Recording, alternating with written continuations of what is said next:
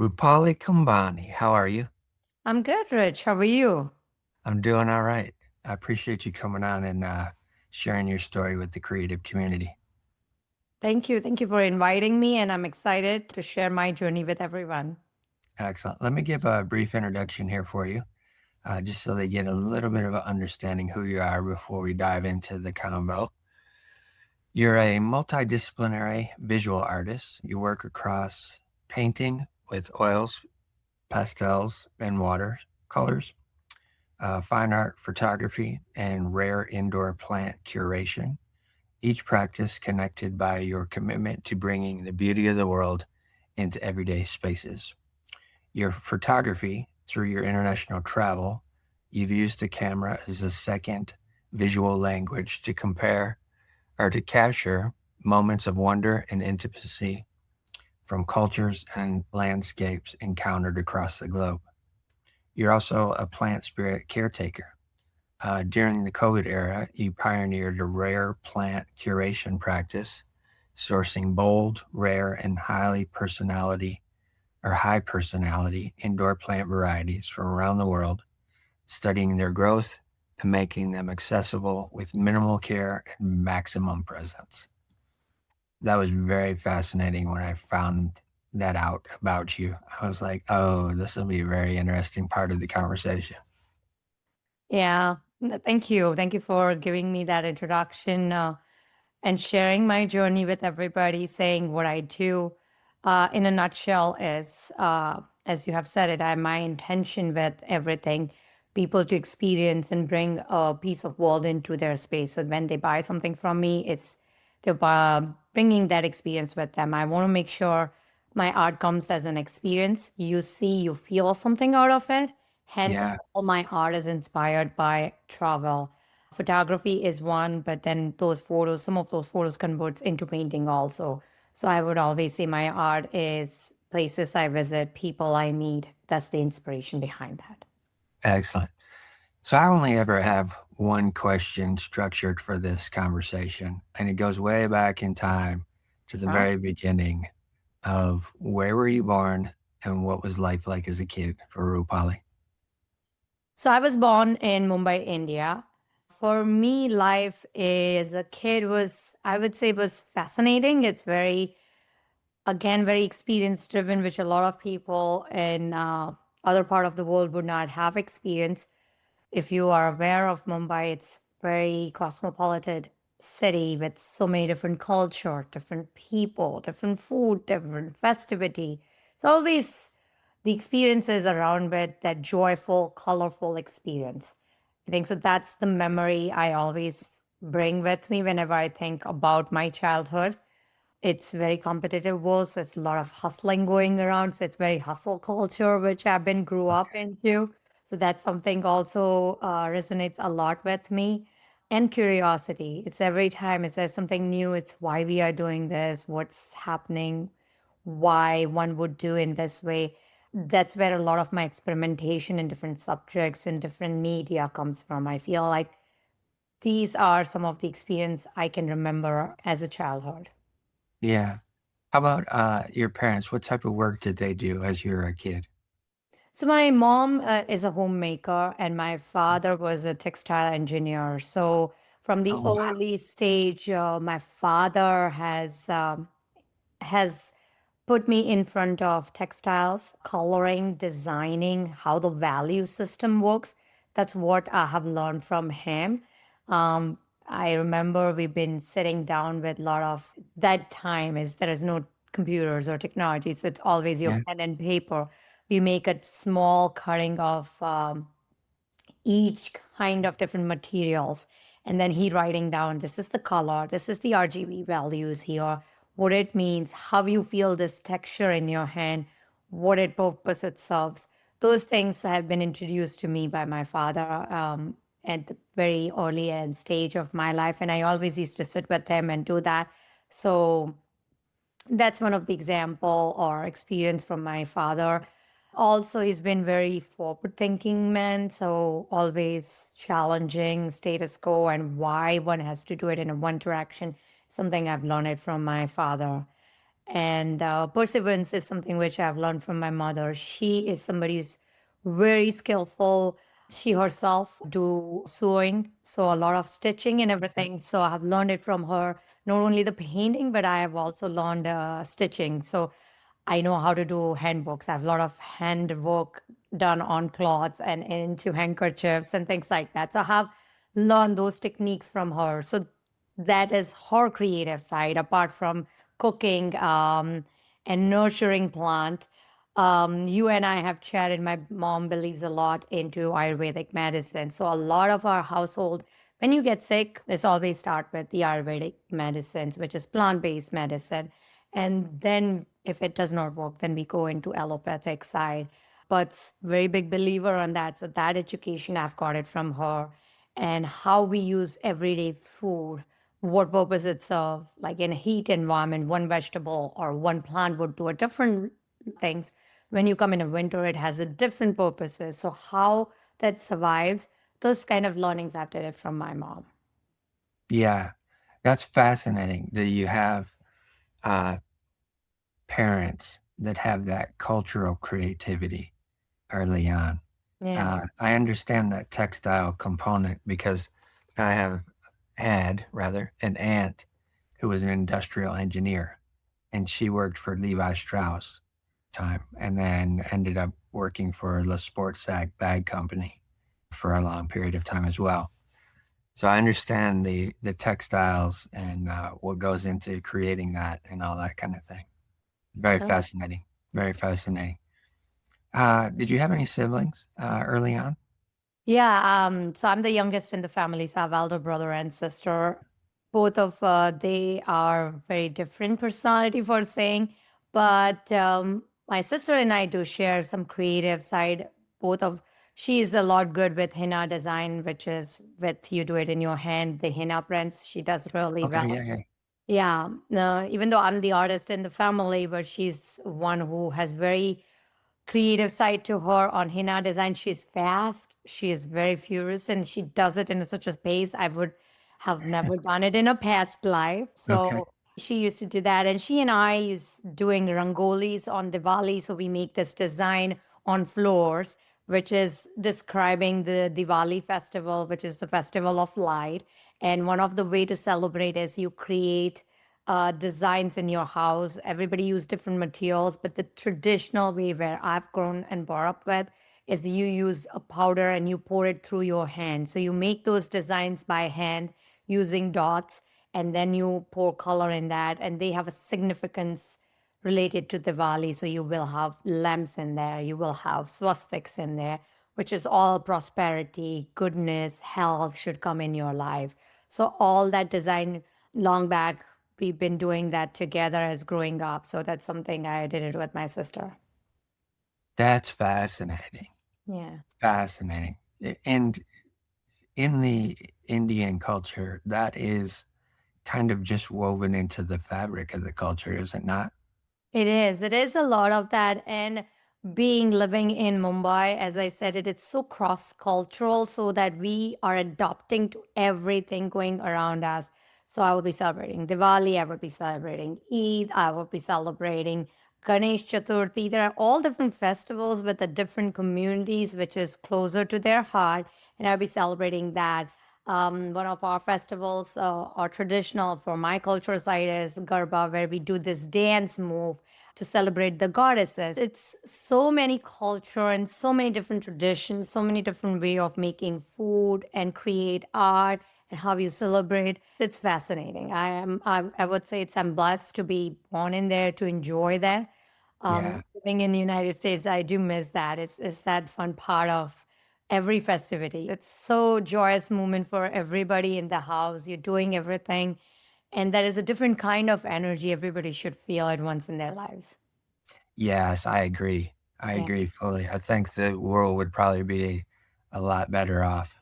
Yeah, truly. I mean, that's the reason I can connect with different cultures easily. I can understand each other because this is the place where you're very open, you're welcoming to others. We are all talking about foods in a different ways. We are all talking about the same thing in a different ways. Like how I do Rangoli is different than somebody who is my neighbor is. But during that time, you talk with each other and say, hey, how are you doing this thing versus that thing? Have you tried this? And we become so connected with each other. Differences becomes really small that time. I feel that's a really great way to learn. Then your other time when you have some conflict, you still can understand, oh, I know what's the mindset Rich is coming from. And I know him and I know he doesn't believe this thinking. So let me connect with him in a conflicting time. You will more open to connect with others when there is a conflict happens. That's interesting. Yeah. Very interesting. Yeah. I don't think many people think like that. Yeah. It gives you perspective, right? In a good Yeah. times, people are open. I understand it. Mhm. Even though in the same family, we lived through the same experience, and this is common to everybody, each sibling experience everything very different way. So your Yeah. experience will be different from your brother or sister. Even though you Yeah. are living the same experience, you are in the same house, going through the same parents with the same food, but how we each interpret the same thing will tell you more about their own personality, what they are looking into. And once you know that, it helps when there are conflicts happening. You can understand, my brother is not thinking like this, or my sister doesn't believe in this way. Let me tell and talk with her in a more positive way, or tell her what's my perspective is. And we Yeah. can make this conflict a little bit smaller than how big they are. Exactly. How about your grandparents? Did you have know your grandparents as you were little and growing up? I did. So my father's side grandparents, they were very much, I think so, they were very much independent. So they were living their life. We were connected. We meet during the different festivities time, but not as everyday life. While my maternal side was closer to us very much, they were living closer to us. In Mumbai, even distances are small, but the traffic is so bad that it takes a longer period of a time to commute and travel with each other. So, being having close proximity with my maternal grandparents was really good. And they were all very different people, I would say, with a different aspect. And I learned very different things in my life from them. It's like how to be and what not to be when you grow up. So, it's very Okay. that was a very interesting experience. And I still, me and my sister always talk about that, saying, hey, that's something is that positive experience stayed with me or that negative experience stayed with me. For Yeah. sure. For sure. How about school? Were you one of the students that would sit towards the back of the class, or were you more interested in sitting up front? I was always in the front. I was one of the nerd. Uh, So All that's right. that's the reason. A lot of time in beginning of my career, I started painting when I was 7. Oh, And wow. yeah, very early in stages. And thanks to my mom, it got nurtured at that time. What I used to do it is I used to sketch different cartoons coming or people coming in a newspaper. So Okay. that's what my mom saw. And she said, oh, she has really good hand-eye coordination. She's good in designing. We need to nurture this. And being with the limited resources, the only way she could find was hiring some student from who are studying in art. So she went to the art institute colleges and found some students saying, hey, do you want to earn extra money? Can you come to my home and teach my daughter your techniques? So at a young age, I got some of the very highly skilled techniques. I think so. I Okay. remember at the age of something 12, I have sketched myself. Like self portrait was done. My first self portrait, I've did it as the age of 12. I think so. And that was looking myself in the mirror. That was one of the homework he has given it to me. And now looking back and what I know about art, I was like, that's very early stage. Somebody would do a Yeah. self portrait at that age. And with Yeah. that technique, not photographs, you're looking in a mirror and going down. And what do you remember? And you painting that.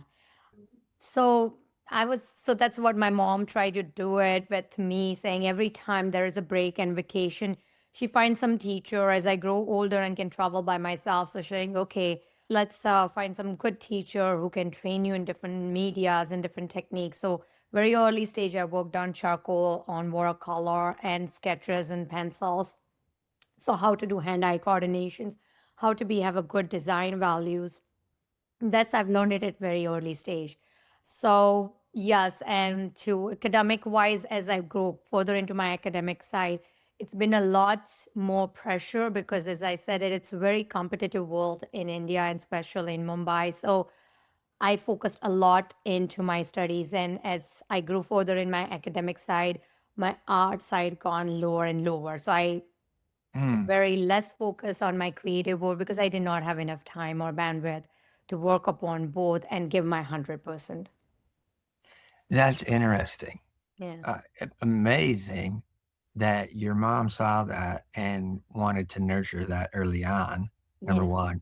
Also, two, the thought process of going out to find other teachers for you Yeah. so that you could start learning those techniques very early. Yeah. Whereas most of the time, even 12 years old, you don't know how to do a self portrait at that point. You don't usually learn about that till maybe high school here in the States and even into college level. But Yeah. that's fantastic that you had that so early on. Yeah. Um, Truly amazing.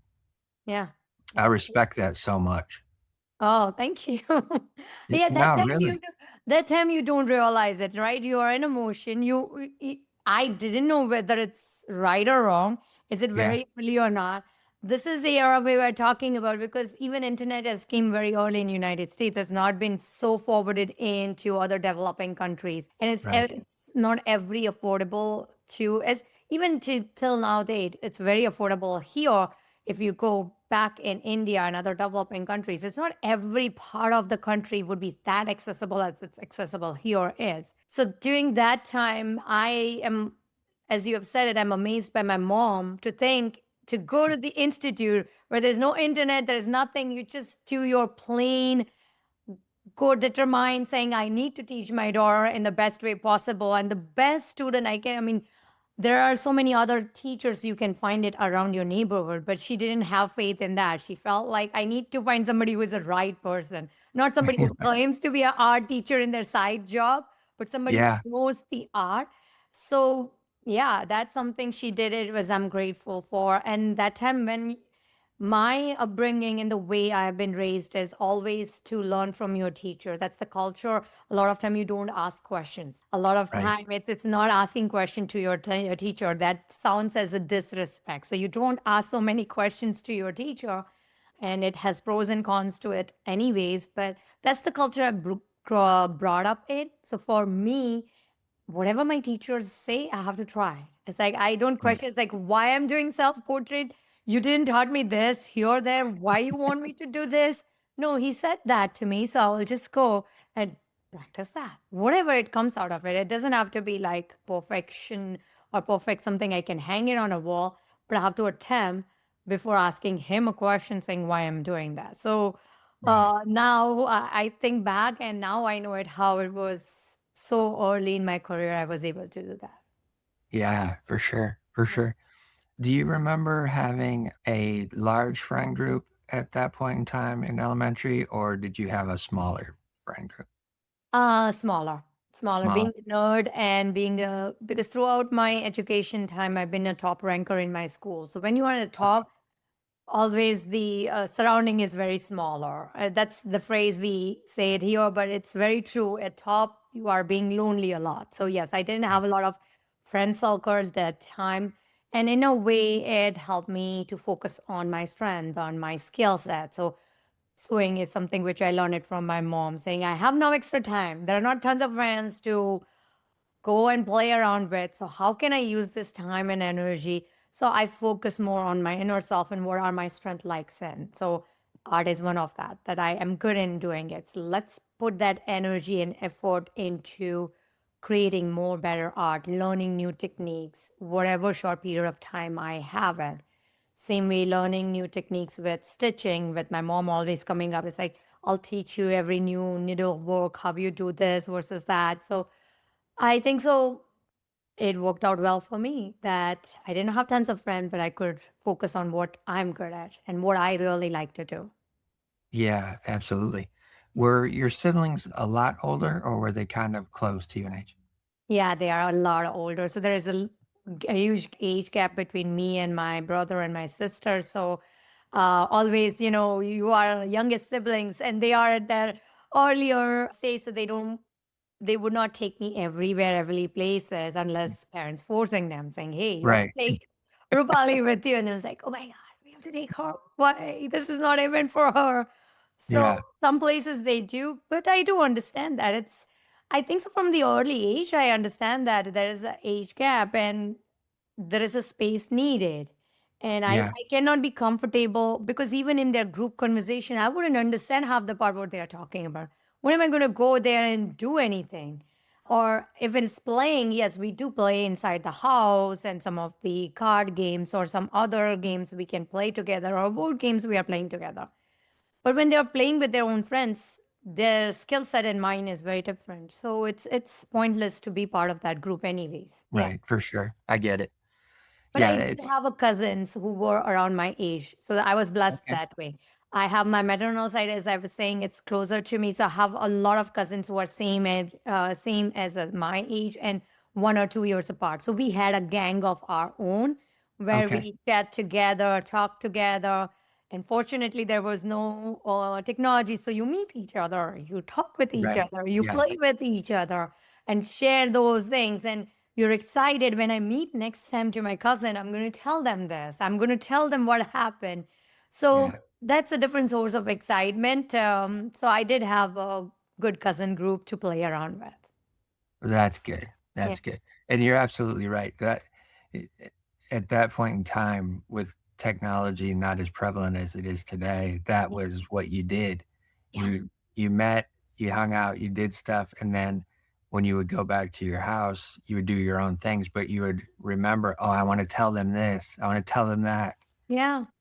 Yeah. I think at that time, most importantly, I feel like every small things matter to us. Every small Yes. experience was so big, and now you have a biggest experience, and it doesn't matter. Okay, we forget so easily because yeah, it was this. You posted on some social media, and you're done with that.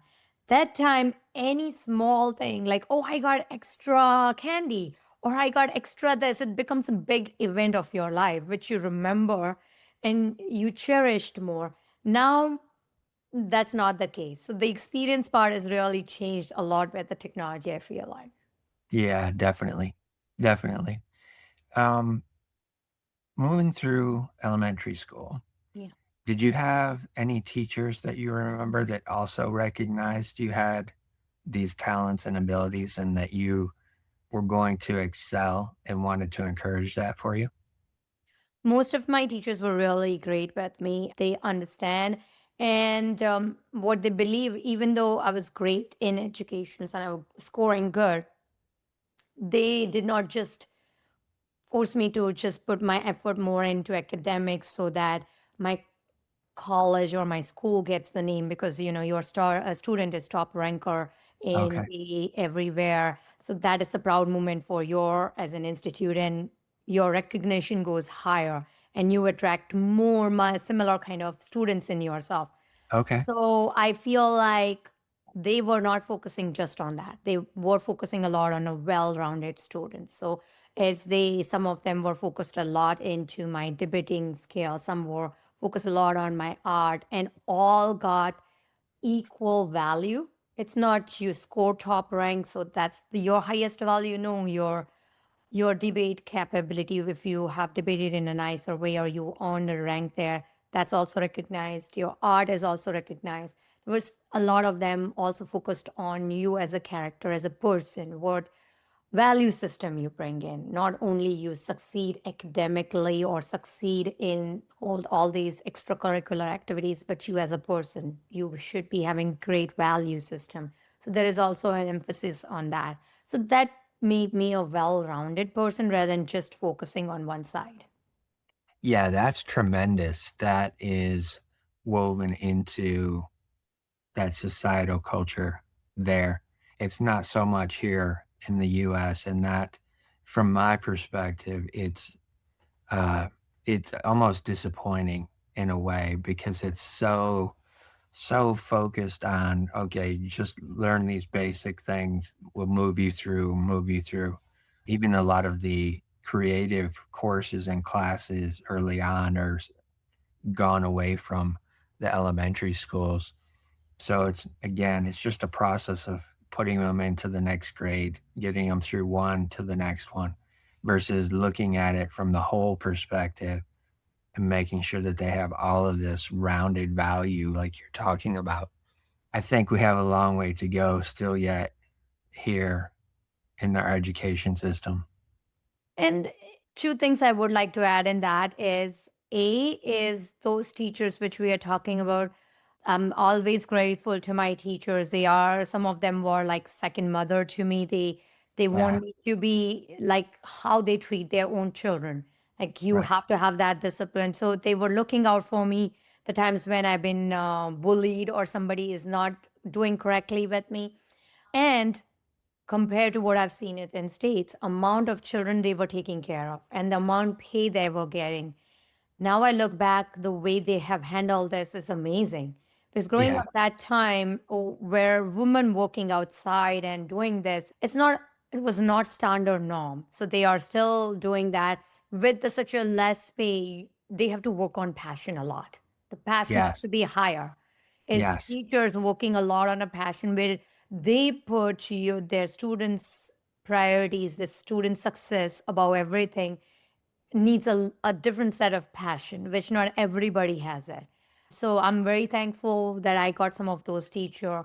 And the value system you talk about is also a two-way street. I feel like it's came the same level to me, or I was able to grab that from those teachers was also in my home environment because I had the same thing. A lot of yeah, time I see it up here too is even teacher try to do something, parents comes in middle and says, no, you can't behave like that, or you can't right. give that value system. For Yeah, me, my mom has openly told to teachers, you have to teach her that if she does not behave that way, if she does not have those value system, you can tell me directly. She was a very hands-on mother, and she was very active in my life, and most of my schoolmates who are my juniors, seniors still meet her and recognize her. She doesn't know everybody. She has not studied with any of them, but she's right. very much valued and have been seen that way. So that's just like both my parents were very high on value system. Every time I get a top rank, my mom has taught me that you should be like a tree. When tree gets fruits and flowers, they bend down. They don't go up straight. So you have to be humble. And if I hear it somewhere else that you are not being humble, then it's going to be the end of me.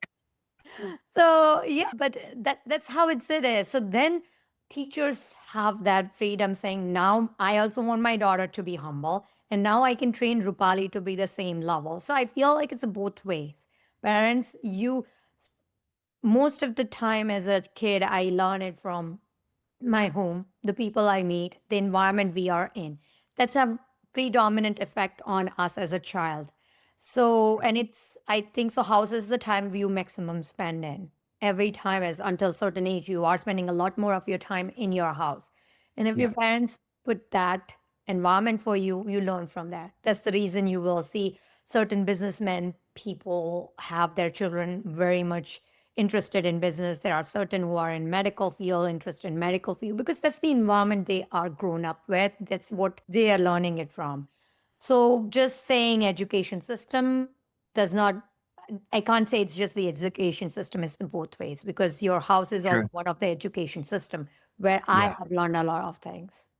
yeah, for sure, for sure. You mentioned debating. How Yeah. early on did you start debating? I started debating, I think so when I was 10 years old or yeah, Really? yeah. Oh, wow. Debating at small school levels, essay competitions, talking, participating across schools. Yes. That's fascinating. Yeah. That's fascinating. Did you find that interesting and challenging, or did you find it that it was interesting to the point where you wanted to make sure that you heard the other opinion so that you could hold your side of the debate? Both. I feel like it's always interesting to me.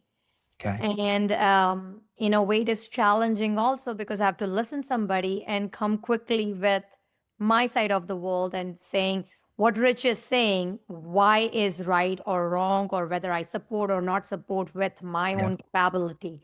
So it's so much that's it's a challenge. It's very challenging in how you articulate in a nicer way. I'm one of the person I don't want to disrespect somebody. Even if I don't agree with you, I don't want to come and outright attack you and saying, hey, Okay. and give name calling or something, very offending way. So Yeah. that's another challenge. How can I do that without offending Rich and in a nicer frame? And also sportsmanship, which my father was a big believer in saying, even if you lose, how can you accept your defeat? Because that's something is also challenging part. Saying, okay, I Yes. lost to Rich. Am I bitter about him? Am I getting angry about it? Am I putting that anger out somewhere else? How I, as a kid, we need to learn that skills. You win, you lose. That's the Right. life going to be. And in Yeah. the early age, you understand that no matter how much genius I think is I am in my head, there are times I'm going to be losing.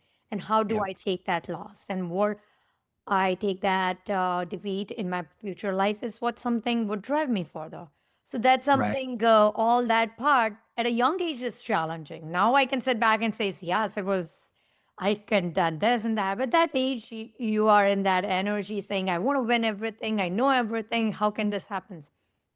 So going through that phase of losing or not able to say your things correctly, you tumbling, your words are not all coming out correctly, how to articulate yourself.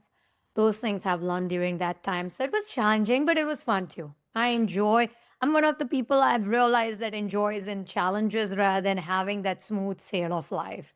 That's the Okay. pattern I have found out myself. Now I look back, and every time I do, that's the reason in my art I do different medias, different subjects, and sometimes I think about it, it's like, why can't I do like rest of the artists do it? Just pick one media, just pick one subject, make my mark and stick with that. But Yeah. that does not intrigue me. I'm time and time just goes and drawn into this different subjects and different way of doing things. And Yeah. I feel like that's the pattern I have it from my early life. Yeah. I fully understand that.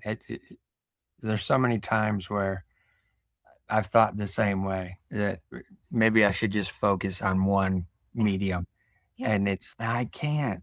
Like I've got to dabble. I've got to have my hands in a little bit of everything. Yeah.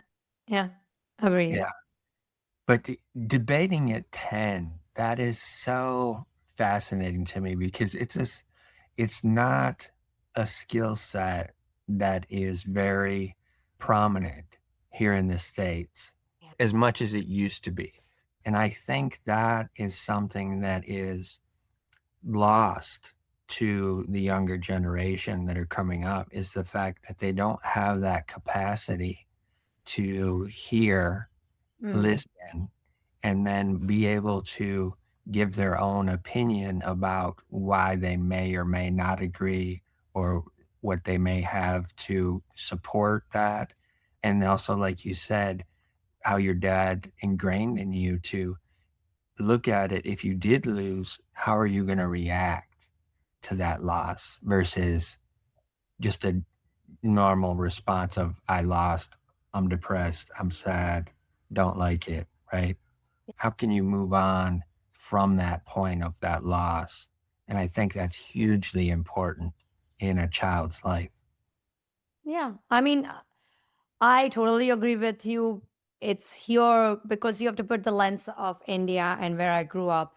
Yeah. We at early stages do this very young age. You are talking with so many people at a one time. When you are living in a neighborhood, it's not just few houses around you. There are colonies and colonies of people on everyday basis you are seeing them, so you are going to be communicating with them. It's not you live in a silos and that doesn't happen there, so you bound to talk with it. So that's the reason it's a different perspective. But as you have talked about listening and also about how to take your loss at a young age, yes, you will feel depressed, but then how you move forward with that? Does it impact your studies? Does it impact every aspect of your life? And Yeah. how to do it? Because those the time builds up your character. Those are the times makes it easier when you grow up and you have more difficult challenges in your life and how to tackle it. Do you always stop and not move forward, or how do you take that out? So I feel at a young age is all these are character building, and Yeah. we all need to go through. If you don't go through young age, at later stage you might. If you're fortunate, you will never. I've seen some of the people who has very less headache in their life, or less losses in their life, or most of the time winning. But that's 10% of people, but it's not Right. everybody. So it's also depends on Allah. Because I feel that's the reason we learn everything at a younger age. You're bicycling, new languages. They say it's easier to learn new things at a younger age. As you grow older, it's difficult. And the reason Yeah. being is our perception, our things, it's our memory, our body is going to be going downside. So learning swimming, learning bike, everything in early stage will stay with you longer because now you have so many years to practice that to make it Yeah. the level when you grow older, your body knows it becomes like a second nature to us. So, an older age, you start doing it, those injuries would be if you fall down from a bicycle, you have a Yeah. longer hospital bill than you were at a younger age. Your For healing is sure. much better. That's how is the character building. When we fall at a later stage and don't know how to handle it, that pain would be much stronger and you will take longer time to heal it. And you don't know Yeah. what to go around because you never had this in your life. That's never built it in your career or in your character. Right. For sure. For Yeah. sure. As you're moving into high school age, you mentioned earlier that as the studies became more prominent versus the creative aspects, did you still have any of those creative components throughout high school, or was it starting to more focus on just the book learning? I did had it like time to time I will doodle or I will do sketches, I will work on some art pieces, Okay. but not as much as I used to be. Debate, some smaller version, I would be doing it, but not completely as much as I used to. So it's not completely lost, but the amount has significantly came down. Okay. All Yeah. right. And as you're getting towards the end of high school, are you starting to think about what you're going to do afterwards and kind of plan and start to focus on where you may want to go to continue your education?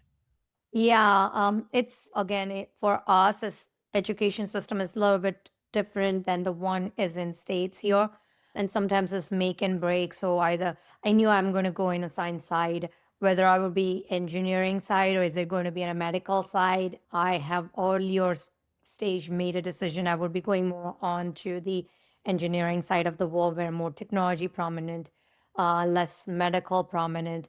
So that's the decision I've taken. There was another path to be in architecture because being my art as in Okay. background, my mom makes sure that to get into architecture, you have to give certain exams during your schooling time so that when your admission comes at the time of architecturing, you can show the proof that I've cleared those exams. So I have done it throughout my earlier time in the schools that I cleared those examinations when it was available to me. So architecture was another option, but I know architecture was very expensive study to Okay. continue. Got you. And B, I enjoy creating paintings, not the buildings. So I know Right. that aspect of design doesn't intrigue me so much. Hmm. And again, it's a very different world. I knew that I wanted to grow and continue and leverage that work for my day-to-day life too. I mean, I wanted to earn out of that too. It's not that I just can keep on working on it without having earning capability. And architecture is very different environment. You need to have a community of people you are aware of, and itself, that education is very expensive. And I Yeah. didn't feel like we are at that stage that I can afford that either. So for me, all that combined together, I didn't feel to go with the architecture. Gotcha. Yeah. Gotcha. Once you got into the higher education system, was that still in India or were you coming to the States at that point? No, I have did my master's until my master's. My first master is in computer science. I've did everything in India. Okay. Yeah. And how was that environment? Were you still staying at home or did you go away to No, go I through? was staying at home because all the institutes were around me. So Okay. that's the luxury of living in Mumbai because Yeah. Mumbai being is a hotspot, we have a great education system around us. So it's Okay. easy to commute. And very similar to New York. So staying is very expensive. So to finding a house somewhere or apartment, that's not the concept we grew up in. So you don't Yeah. typically think that is common. And Okay. it's very expensive. It's very expensive to find another home in Mumbai because there's so many people and very less land. So the prices Right. are gigantously high. So no, so every time I stayed with my family throughout that time. Got you. And at that point as well, are you starting to find new friends that you're starting to hang out with and enjoy? Because there's a difference in mindset when Yeah. you get to that level of education Yes. that it's a little bit different than when you're a kid. You have a lot easier things to connect with Yeah. versus when you're older. Fortunately, it's the same for me. Connection wise is a similar level because Okay. I am more about value system rather than what study you do it. Even if Nice. you are in not into masters of computer science. So what happened is I did bachelor in physics. And when I went to Wow. yeah, my bachelor is in physics and I topped in university that time in physics. So I did Holy cow. yes, and then I moved into Masters of Computer Science, and when I moved into Master of Computer Science, it's a big Mumbai university having Master of Computer Science. But I also have a friends who were there with me in bachelors have moved into Masters of Physics, and I do enjoy some of those subjects like for me, the space from the nuclear side, all these were really topic which I connected with. Uh, So I would join their classes. They would invite me and say, "Hey, we are going to have this teacher talking about this topic, or there are going to be a outside person coming and talking about it, or we are going to go to another university or institute. Do you want to join?" I had friends in mathematics. I have friends in physics. They don't understand what's happening in computer science, but they are still my friends from the physics side or other sides, or I connected with them. It yeah. doesn't have to be like if I'm a topper, you have to be at that same education level, or my wavelength with you in education should be matching. It's Right. conversation should be matching because results are one thing, because getting a rank or getting a score is a one thing, but your intellectual ability and your character is a very different thing. So you might not be good in writing in exams. You might not be good in scoring, but you are a good thinker. You have your individual thinking ability. You have your own opinion, and you can be that person who can listen to others. And I can have a great conversation with you. For me, that is always an important topic rather than anything else. So that's the Yeah. reason being friends, I have all different kind of friends. Sometimes people don't believe, or how can you connect with that person because I have this nerd persona growing up, but because I connect with them on a different other level, like we grew up in similar environment or we are in the same, I am very foodie. So if somebody's enjoy a lot of food, it's like, let's go. We are food buddies. So we talk together about different foods. So there is that conversation happens with you. It has to be more on that rather Yeah. than anything else for me. So yeah, friends were all there. There were different level of friends, different type of friends I had with the same thought process. That's amazing and refreshing all in the same thing. Because again, the interest of other courses, perspectives, just going and sitting in a class versus it actually being a class that you have to be at Yeah. um, is very much of an open mindset to where you're interested in learning. Do you find yourself or considered yourself a seeker from very early on in?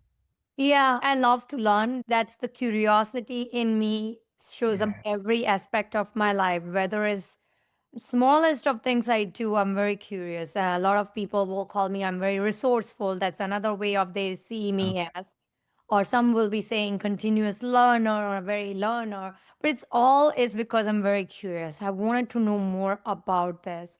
I'm not the one who gets satisfied with shallow knowledge, which I feel right now we see it a lot around us where everybody talked about what one thing you got from somewhere and that becomes our whole universe in life and we just talk about that. But there are Yeah. every time is different aspect and more I do it, more I feel like I don't know so many things. And I think so that keeps me alive in learning more and more because the more you learn, it should feel other way around that I have so much knowledge, but I get opposite feelings saying, I don't know so much. I didn't know this. Oh, my mind is blown with this one. I should dig deep more into this. How come I Right. didn't know this about it? There is so much in the world I don't know about it. And that keeps me going. I feel like that's the seeker mindset you said it. It's very true. Yeah. Yeah. Once you got your master's degree, Yeah. did you have opportunity already available to you to step right into working, or did you have to search a little bit in order to get that figured out? I have to search because I was one of that. The time when I graduated was the time of that Y2K issue were going around, that Yeah. where every computer is going to be shut down. And that's time I'm coming out with Masters of Computer Science. So Yeah. here is this is scarcity going around in computer industry in a technology world. What's going to happen? So everybody was not hiring new people or newbies or interns. They were just thinking to see what's going to happen. Then we will make a decision. Is it going to completely disrupt us? Or is it something we need to continue investing in? So, because the timing was so perfect for me, I have to do a research on that to find the role. And I also am very selective and very strategic by nature. So, I need to make sure that I'm going in a place where it really excites me. Okay. uh, it doesn't have to be the biggest institute or place I work in. So, my first job was in a startup company who was first in India creating games on mobile devices. And I Oh, didn't wow. anything about that technology. I didn't know anything about what the gaming world is. Right. Um, so that all made me very curious to learn more about it, saying this is new. And I felt that time also, and I have also forward thinking strategies in my mind. And looking at that time, I felt like this is something it's going to be staying here for long. This is going to be something very forward thinking technology innovations. I should venture in the beginning stage when somebody's pioneering in a country, be in that space. You will learn a lot. Obviously, you have to juggle a lot. You have to work hard, but I feel like that's the right time to do it. This is the place I should start with, and I got a good opportunity to work with there. So, yeah. It's interesting that you went into gaming. Yeah. Um, and at that point in time, too, that's when it's kind of starting to move in that upward trajectory. Yeah. Like you're saying, you had that forward thinking to realize, okay, this is something that's going to last. Did you find the creative component of that interesting to you, or was it more the tech, the No, creative? it was. It was creative part too because I was part of the entire end-to-end life cycle of a game. So it starts with the designing to the development to the testing and giving back. It's a Yeah. very fast-paced, and I think so. When I was in that stage of my life where I just come out from college, you have so much enthusiasm, so that speed matches with your enthusiasm. Like we have to deliver a lot of games with some of the events. One of the game I have worked upon was Finding Nemo. So they have released the game up here, but there were certain devices was causing memory leak. So I've been given those and say, hey, work on this to make sure we fix those issues. That means reducing the images size, how we can modify the images, how we can develop and find better solution for encoding and technology wise. So all that thing, but it has to hit that timeline of finding Nemo movie running around here. Yeah. I can't take forever to, okay, I'll take this many days and this many days to deliver this final product to the client. Yeah. There are some of the games releasing with the movies. So we were one of the companies of given Spider-Man games when it was Okay. launching in India. So it's like when game releases, you are releasing your things too. So it's really fast paced. It was and all of us were mostly newbies to this. Some has an experience working in it, but a lot of us are very inexperienced people in the gaming environment or in this space of technology gaming environment. Some has played the game, so you know the gaming on the viewer side, but not Right. more on the development side, like how actually goes. So it was, I would say it was very kind of college environment. You are in a Okay. dorm room of a college where everybody's partnering, everybody's coming with the creative ideas. Yeah. Sometimes you have to do nighters there. You're staying overnight there to make sure your game goes on a time. Yeah. Um, that was all fun, and I feel like that was the right time to do all that things. And I don't know if I would be right now if somebody gives me that. Would I be taking that or not? Because I'm in a different stage of my career, different stages of what I'm doing. But that time it was really fun. And the creative side, yes, I have learned a lot of visual side of it, like how the digital creative side works. Until Yeah. that time, I'd never had a hands on it. So, what does the pixels looks like? How the designing works? How the editing works? How time Yeah. consuming it is? Right. People don't understand that process looks great when you're seeing a movie or great seeing in front, but editing is really tough job. Yes. Very much so. Yeah, yeah. That's the thing that most everybody does not see. Yes. And there are not much information shared out in a more entertaining ways. There are Yeah. documents available or documentary available, but documentary becomes boring to people, so they then shut it off. If you make it 3 hours, nobody's going to see it. But it Right. should be fun to say it how it goes. And that experience helps me when I'm editing my photographs because I know how much it's going to take. Taking a photograph is one thing, but editing them, it's a long, long journey. So you have to be mentally prepared how to edit my photographs. And it's a painful process, to be honest. Yeah. Editing takes a longer time, so I have to be really prepared with that.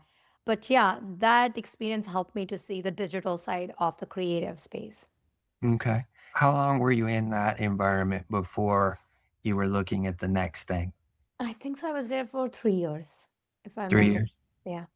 Okay. And once you finished that, what was the next phase that you went into in It's terms so of, in terms of it's a very totally different corporate world. I was in banking. I was in fintech company. holy cow, just went out.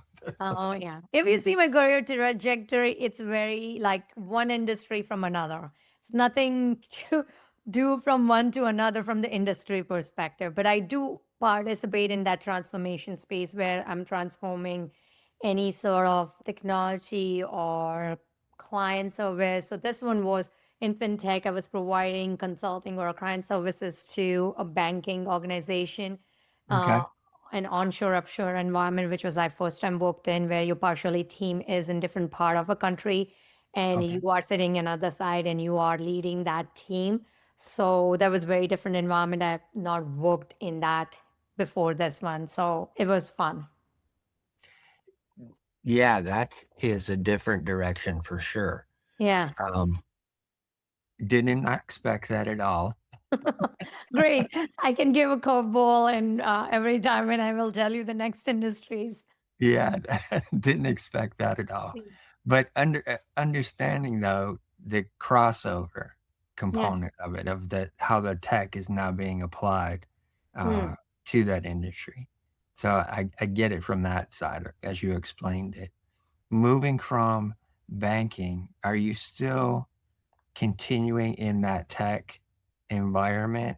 And then, Tech is predominant. Yeah. Tech throughout my career is a huge component. So when I do transformation, it's business plus technology. So partnering with C-suite, partnering with leaders, and helping them to solve a business problem using technologies is where my strength lies in. And that's the continuous pattern. But technologies, one varies very differently. Like the one which I did it in gaming was very brand new. I haven't even have studied that. So that was a very new technology I've worked with.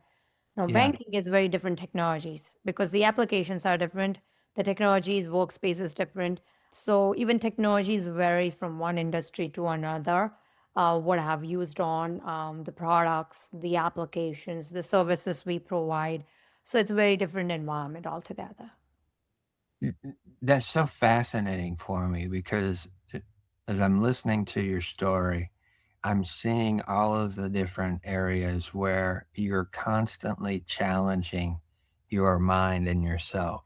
Yeah, see, that's what I'm telling you. The more you will see and talk about it, is that the constant piece because I'm intrigued by, as I said it, I never worked in onshore offshore model like how your partial team works. Never have experience in banking, so it's like, what Right. is the financial space looks like? What does it mean? We all work with bank in our day to day life, but what is Yeah, happening in back end? How this is working? And it was in the security space. So we were providing securities to banking, which is very highly tricky because yeah, security is all our data is very critical. yeah, And in a banking and in healthcare environment, both of these industries are highly governed environment and highly secure data environment you have to work in. For them, the data breach has a higher cost than any other industries. So yeah. having working in that high risk environment for me was very challenging. So I said, I want to take this and learn more about it. And then make that decision whether this is right for me to continue working on it or there's something new I wanted to learn. That's what Right. that's what I believe in.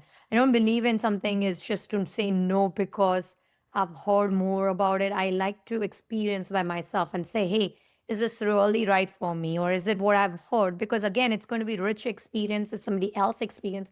It's not my own experience. I believe in my own experience more than to listen to everybody else's experience. Is the art coming back into play? Not in a way like I, for personally, not doing a lot of my own art by that time, but the Okay. creative space is always throughout these phases of my work will show up because it's the creativity in dashboard or how the visualization piece works. Because every time I'm working with client, I'm creating some product for them or an application which is catering to them. So a lot of time that will show up in visualization. What is visually would be Got good you. for my clients or for viewers who are going to be using it. It Yeah, changes from one work to another. From the banking side, I would say it was not that predominant because it's a security application. yeah. But on the mobile gaming side was very high. In other aspect of my career, it was higher too, but not in my banking experience. Got you. Got you. At what point in time does leaving the country come into mind, and what was the circumstances that were creating that potential opportunity or change in environment for you?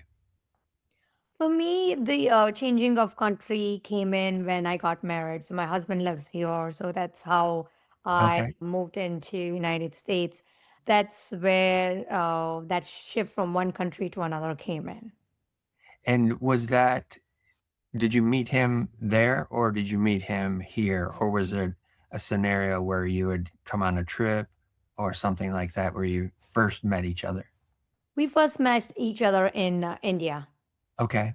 Yeah, Okay. that's how we met. Got you.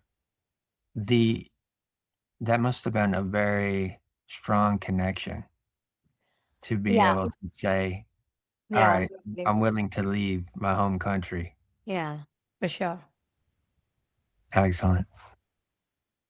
One of the other things that I wanted to ask early on, and I wanted to wait to get a little bit further into your story. Did you have a sense earlier on as a child that there was more to what you were experiencing just visually around you? Can you explain more? Like, Yes. For me, as a creative, early on, I had a sense that there was other entities and energies around me Mm. versus what I was just visually seeing on a day-to-day basis. And so in my head, I was trying to rationalize, why am I seeing these things versus the fact that nobody else is noticing this. And I'm curious as if you had that type of experience where you were able to sense more than what normal people are experiencing on an energetic level. So mine is would I would say is more around that experience piece, is about Okay. how I feel it, and that's how it covers up in my art. A lot of is my work, even if it's a landscape, what I feel when I view something. For example, I love to hike and I'm hiking in Grand Canyon. What joy and peace it brings to me might not bring to somebody who enjoys water over mountains. Yeah. So I have created a painting of a Grand Canyon, but when I created that, it I want the people to feel that peace, that what Yeah. I felt when I was hiking in that. So that Yeah. from my childhood, I would say that's something been consistent with me. It's like what I feel, what I'm passionate about. When I'm Yeah. painting, I have a painting which is one of my really I have I have gone through a lot more challenges for that painting in charcoal because the way I have painted that techniques, I don't think so. I'm going to continue doing it because it's very strenuous and it takes a lot of work out of me and it's a very tiring process.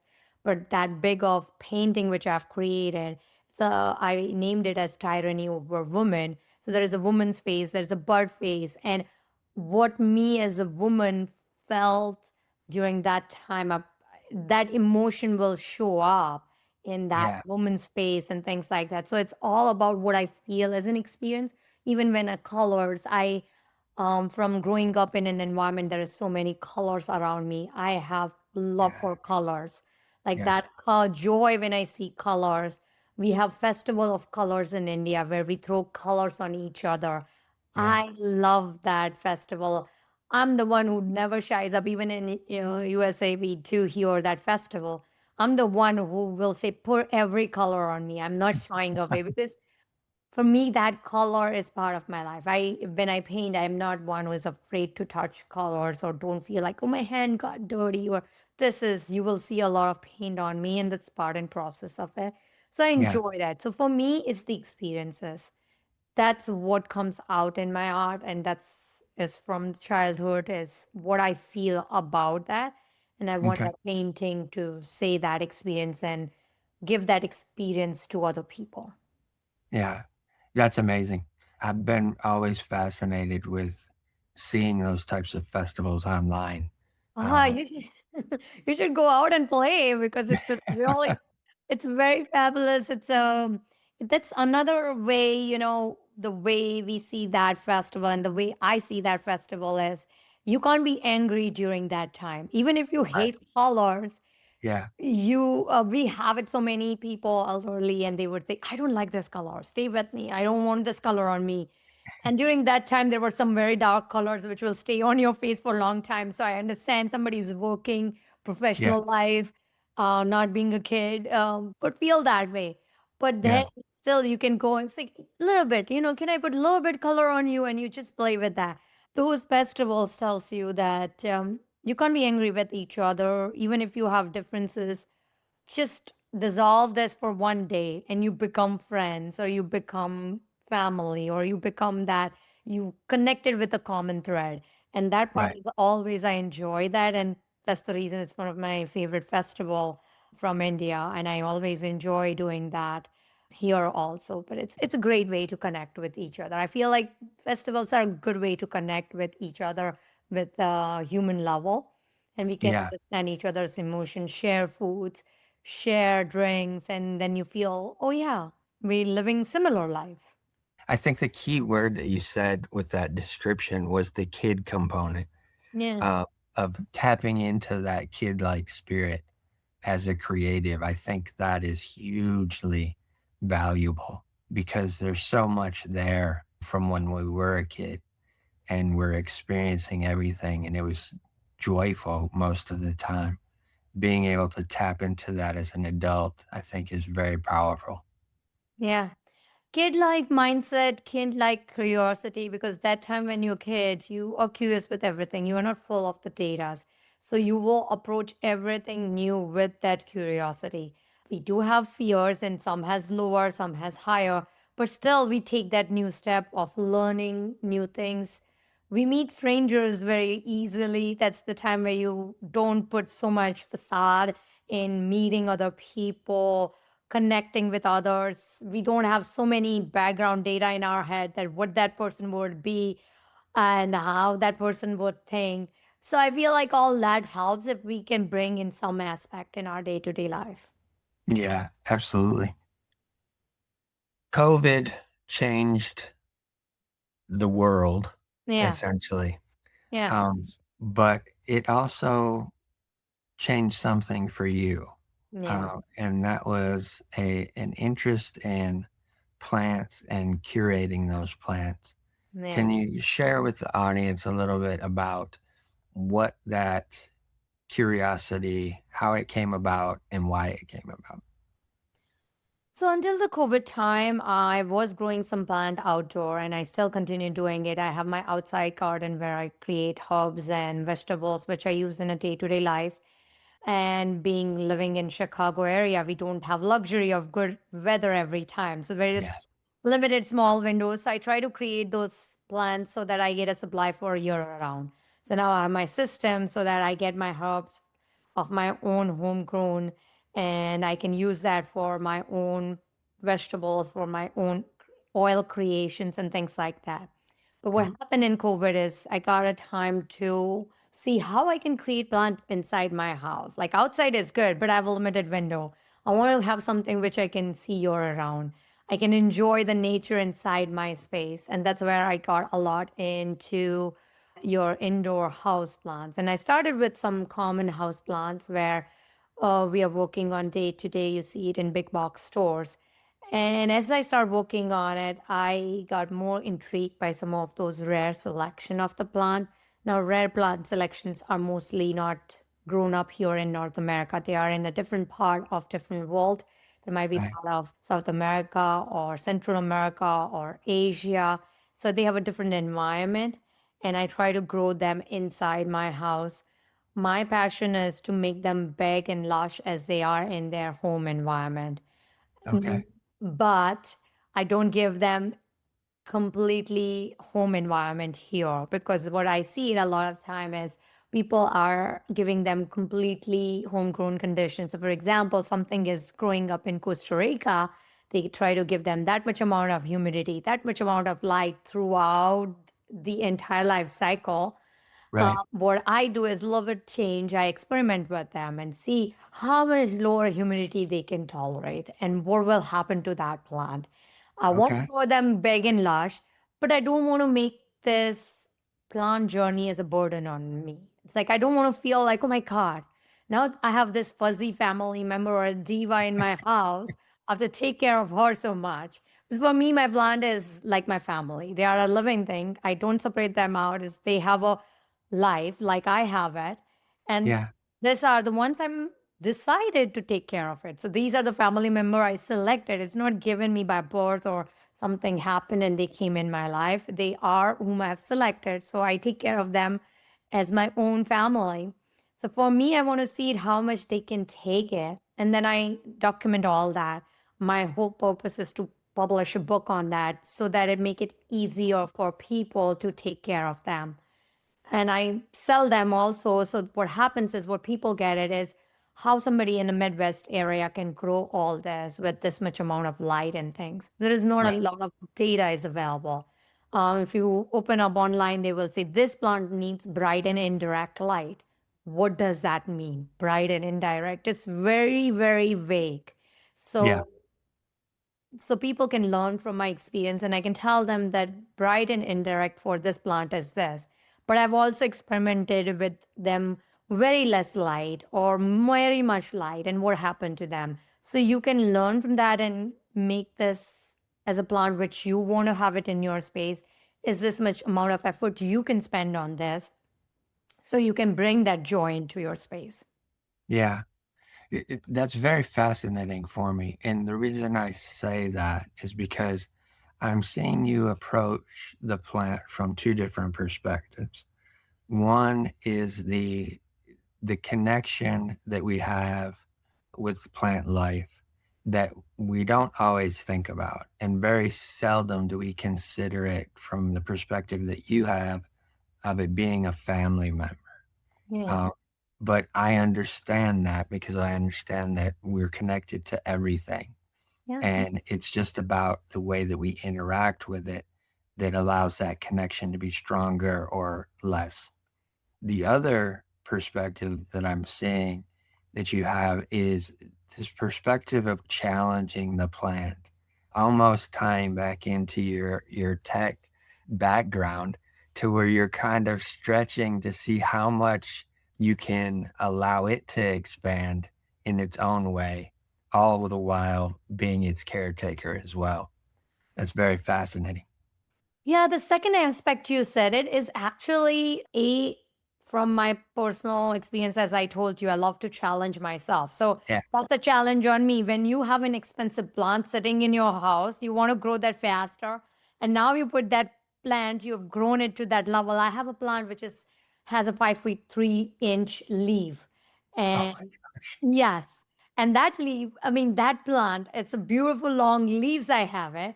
And I'm putting that plant into 30% of humidity where typically the plant lives in at least 70% humidity. It's a lot of risk. Or yeah, it's in the rainforest of Costa Rica. So yes, so that you can see the difference.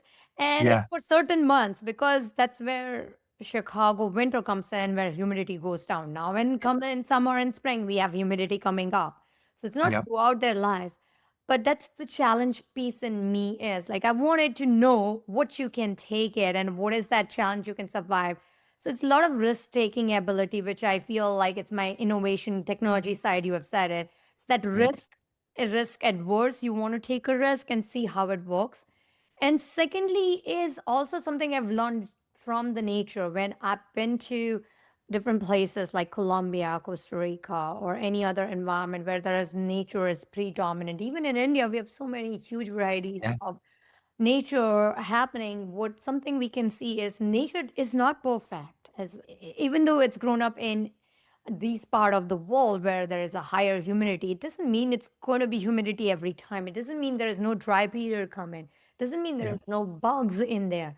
Yeah. Nature is so much harsh at some time when there is thunderstorm coming, when there is a flood coming. The plant still survives. Plants still have to live, and nature come back by itself. So there is something in nature. I've seen that, and I feel like okay. So in normal environment, nature is surviving. So why I'm trying to be so much fussy about this, saying I want to give them a best of environment, how I can give them that natural ability and see how their adoption looks like. Yeah. Just like us, we have to go through some tough time to know what the good time looks like and how to adapt to it. So that's that. I think so. Yes, my risk taking ability has helped in that, but also looking at outside, going in nature, traveling and visiting, being that place.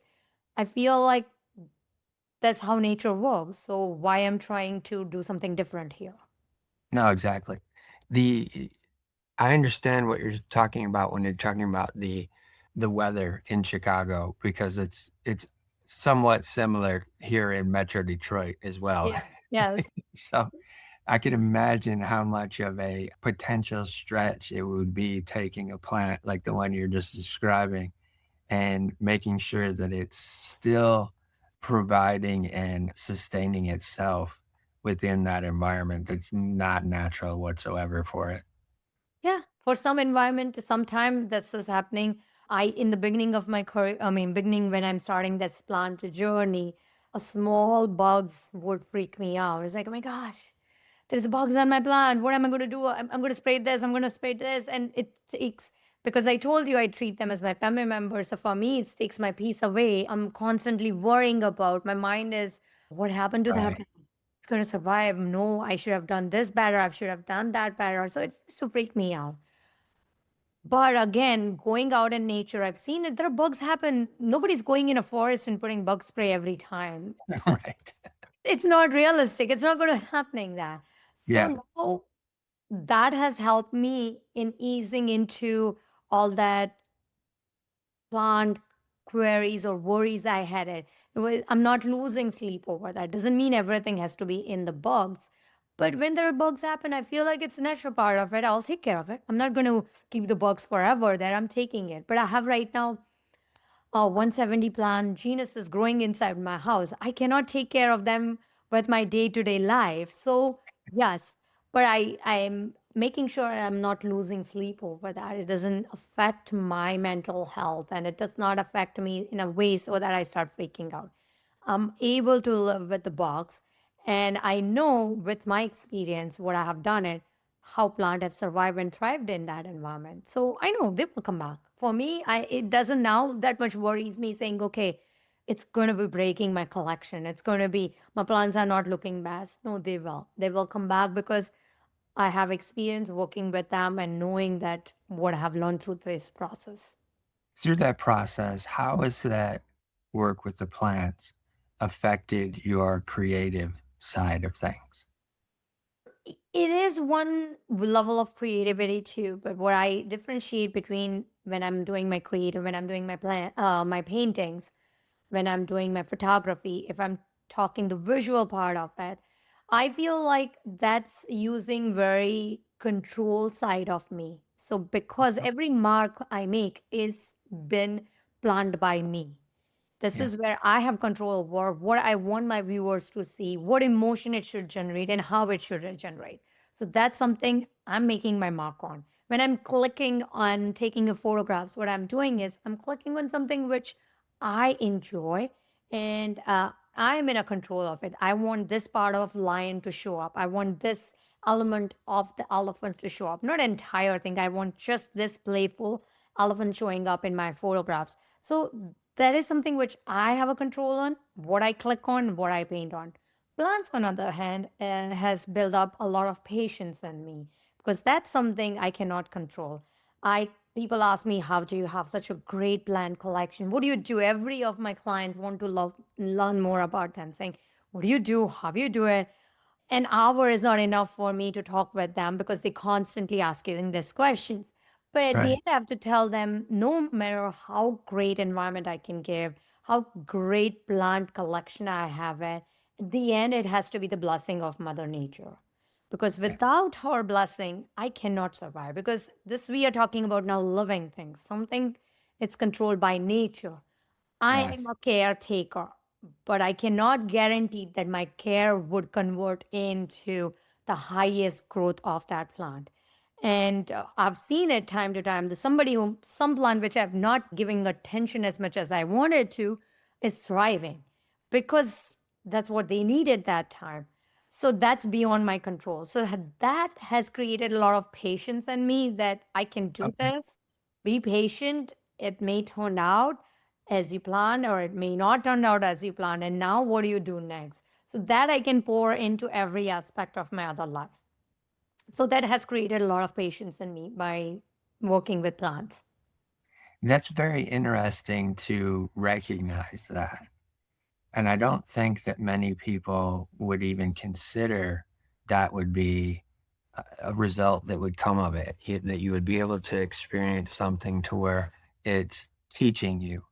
But I believe that if we just pay attention a little bit closer, we can learn from so many different things, especially nature, especially animals. Yeah, They're constantly giving us information, yeah, showing us things, showing us the way that they survive, showing us the way that they interact.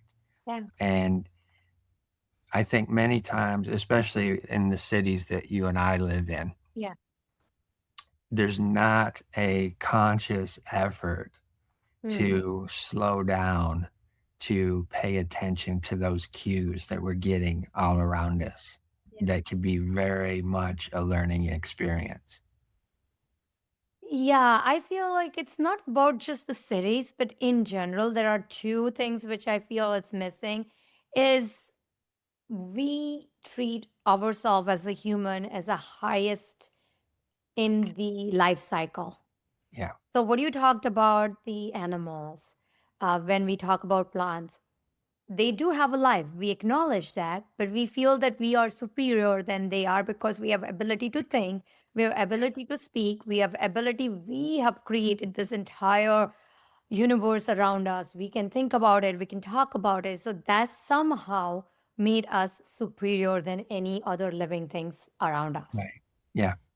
That's the reason when I told you that my plants are my family, that aspect, it's not digestible for other people. It's like, you just taking care of plants. What's the big deal? No, it's a big deal. Yes. It's a living thing. It has their own needs. They also get sick. They also need nutrition. They also need food. The Yeah. good part of them is they don't talk back to me. They don't care what color I look like. They don't care Right. how much money I have. They Yeah. just focus on growing and what they are getting. If we all focus like that, we would be better human for sure. If we focus on Yeah. that, but we don't want to because we are superior. Why? How can we learn from somebody who is beneath us? So Yeah. if you have to debate between a life and animal versus human, everybody would say you have to save a human life, obviously. There is no doubt about that. Why, obviously? Because we feel that we are superior and our life should be better than anybody else. So that's Yeah. the mindset. It's not cities, pretty much everywhere. Everywhere people thinks like that, and that's the reason we don't want to learn from them. It's like, okay, they're there. Time to time, we can make a good post about that on Instagram, but in our day to day life, we don't strongly believe in that. That's the reason it doesn't show up in our life, how to take care of the plants and how to take care of nature. And the second part of that nature, where I said it like having patience and something which nature does it, is also part of my day to day life too. Growing up, and every time when I told you that I was not, I was scoring better, I still believe there is, yes, it's part of my skills, but there is also luck plays part in that, which a lot of people don't believe in. They feel like, oh, I have a skills, I'm talented, I'm intelligent. That's the reason I'm getting something what I'm having. But I'm a big believer on being a right time in a right place. Maybe I was surrounded with people who were not as same intellectual level as mine. Maybe if I was in another school, in another country, in another place, I might not be scoring that. So that's where I was at that time at that place has played in a part for me to score that better. Yes, it Yes. doesn't take away from my hard work. I did amazing hard work. I learned, I have my own intelligence, but luck plays part in that. And that's in plant, I call it as mother nature.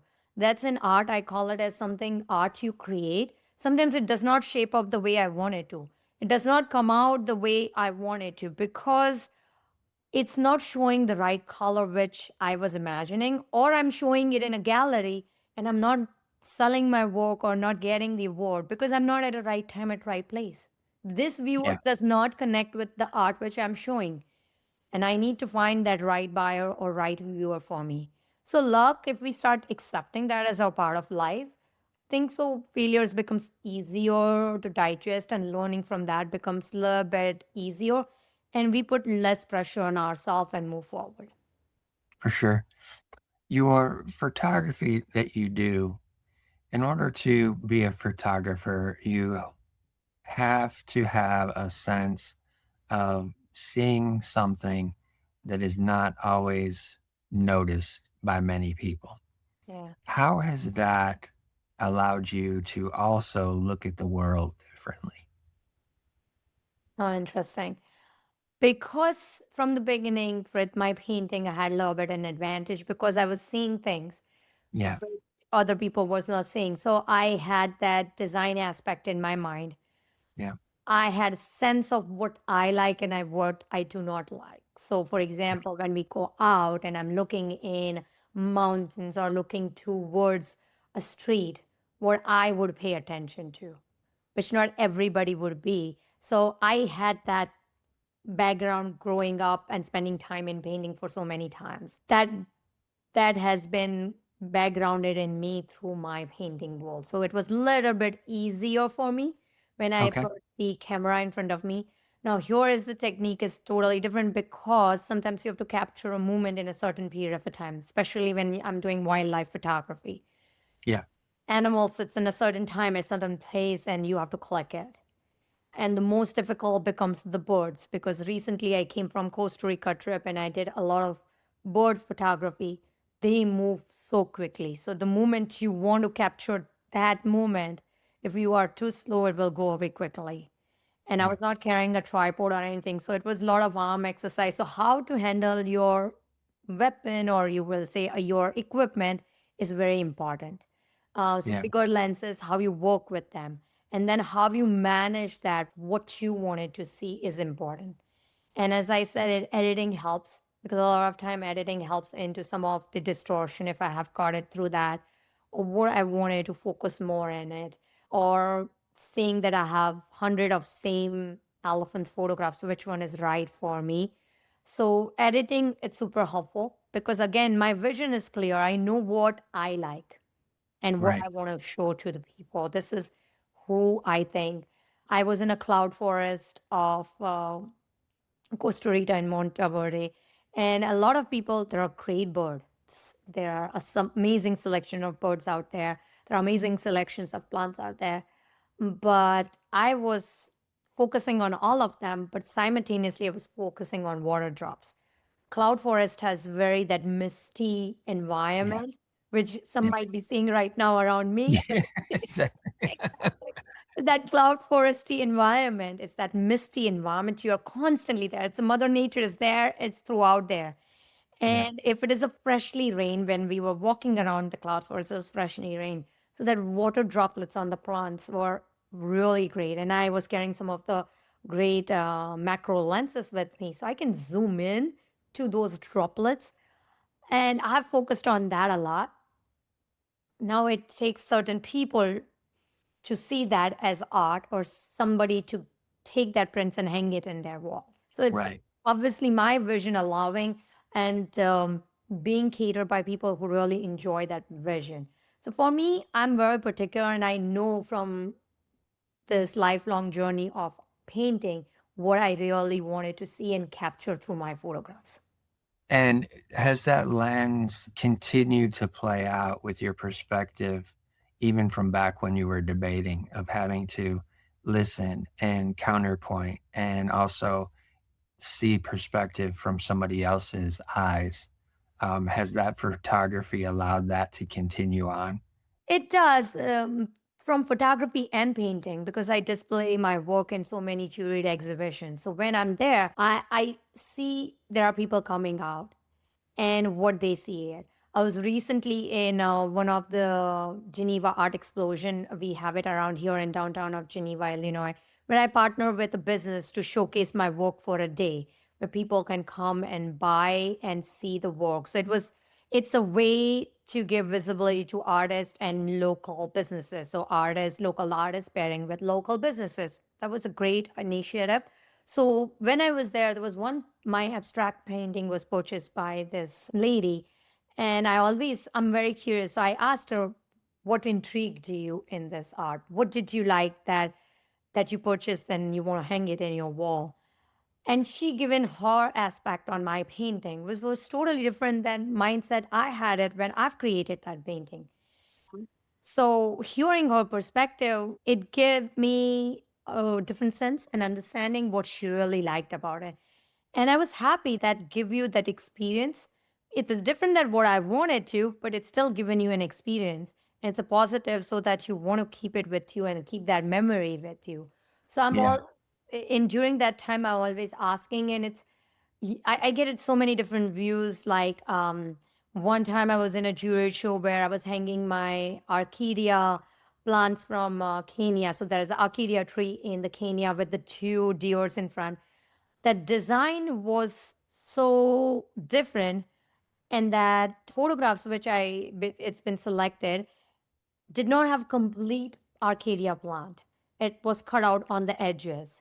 I win an award for that one because of the way the design was there. And the juror felt that it's very deliberate, that my deliberate effort of cutting and not showing complete tree worked Yeah. really well with that vision that made her intrigued. So what I saw was worked with her, but it takes that somebody who to see that aspect of it.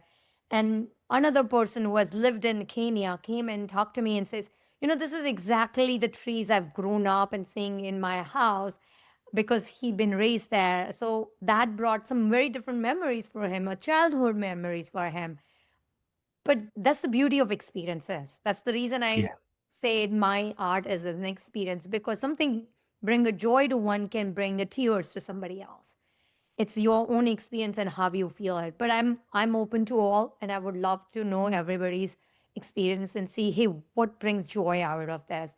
Which one you like it and why you like it, and which one you don't like it and why you don't like it. I'm open to all that. That was amazing, the way that you described all of that. I think that's a perfect place for us to be able to close out today with those words. Each time I come to the end of one of these wonderful conversations, I always want to just remind the audience, and this has been something that you've done throughout your lifetime, and that is listen to your heart, but always be kind to your mind.